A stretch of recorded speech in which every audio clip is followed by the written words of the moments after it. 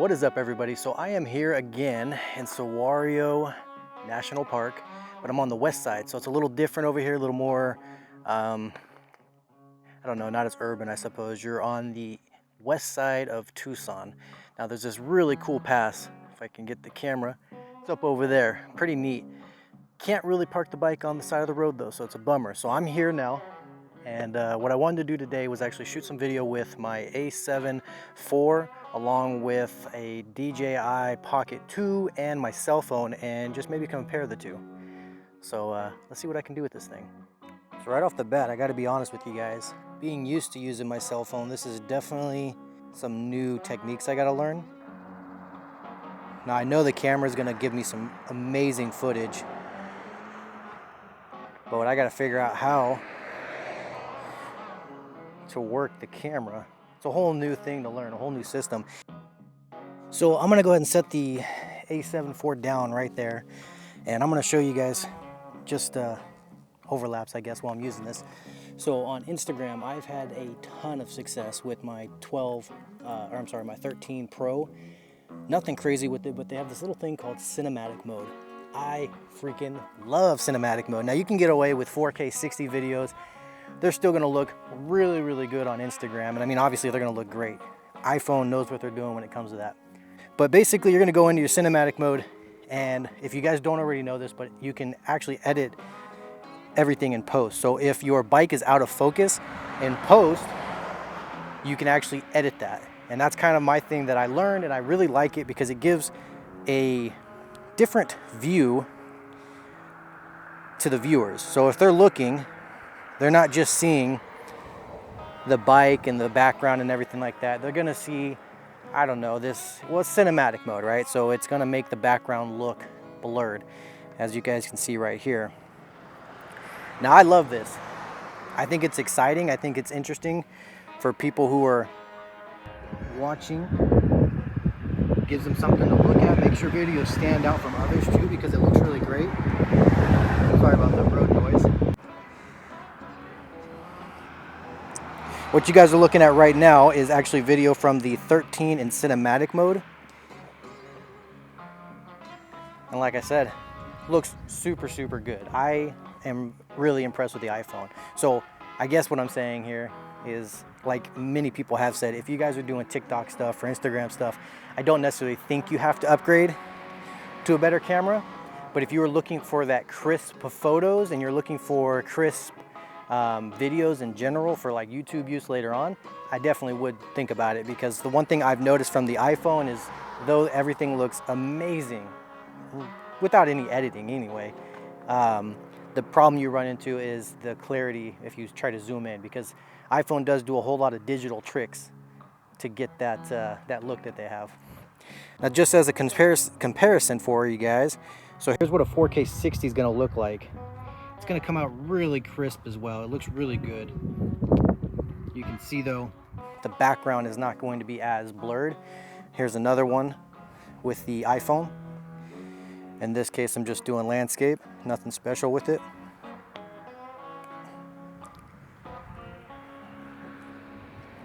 I'm going to come on in here.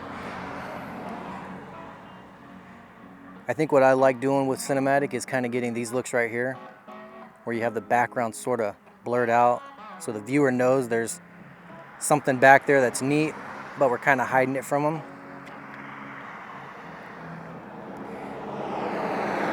There's a 4K 60 in the comparison. So see, everything's viewable. Looks real good. I love it. And again, I've used 4K 60 a lot, and like every video we do is 4K 60. In fact, if you guys are having trouble getting clear, I guess stable video while riding your bike, try putting it in 4K 60 with the 0.5 out zoom. It's gonna help because you're gonna pick up more frames, as well as that wide zoom is actually going to it's gonna make your videos look more stable. So right now I am on the DJI Pocket 2. Now already I love the wide angle and I love the usability of this thing. That's why I purchased it. It's nice when you're on the bike. Right now I'm using the audio just from the DJI. I'm not actually got the mic turned on. before I was using DJI Wireless Mics with the A7IV, which is the 28-70 lens, which is kind of why I don't get that super wide angle, but it's a very crisp lens nonetheless. So while everybody's driving by making noise, I'm gonna go ahead and turn the mic on so we can actually listen to this, and you guys can kind of see the difference. So right now I have the mic turned on that comes with the creator kit that you get with the DJI Pocket 2. It's similar to the Wireless 2, however, the Wireless 2 upgraded a few things. So before, some of that video I did with the A7 was with the Ronin RS3 gimbal, and I'm going to show you guys what I can do with this. Now, again, I already said I love this camera. I think it's a great camera to purchase. It does really good audio, really good video itself, but if I'm trying to get into a more cinematic thing, which is what I do want to do, that's why we got that camera. And I'll throw in some photos here in a little bit, just to show you guys the photos you can take with the A7 IV. But anyway, back to the DJI Pocket 2. Lovely camera. Honestly, I've never used it to do Instagram style videos, because you can do it in a vertical, you know, standard, just like you would for any social media like TikTok or Instagram Reels. I always used it for YouTube stuff, but I wanted to put some comparisons up there so you guys can see. And right after this video, I'm gonna pause and flip it and do some Instagram comparisons so I can throw that up on Instagram. Now with that wider angle, one of the things you will have to remember is you're not going to be able to get as good of a photo or video from behind, or further back I should say, sorry. You got to get in, and I'm using this tiny, it's like the size of my thumb, screen that's on the DJI Pocket. Now it gives me a good angle of approach, and I can kind of see what I'm looking at from a distance, but you're really not going to be able to see exactly what you're looking at till post. And I'm not using any ND filters on the camera, phone, or my DJI Pocket 2, just for information. I do have ND filters for the DJI Pocket 2, and that improves your video quality a ton, especially on a beautiful clear blue sky like today. But I just wanted to do a comparison without any ND filters, just to show the camera itself, because if you might purchase it and not get ND filters. If you were trying to get video of somebody with your iPhone and you're trying to get the best audio you can, this is what I have done in the past. So my microphones are at the bottom of the phone, right? And the person is in front of me.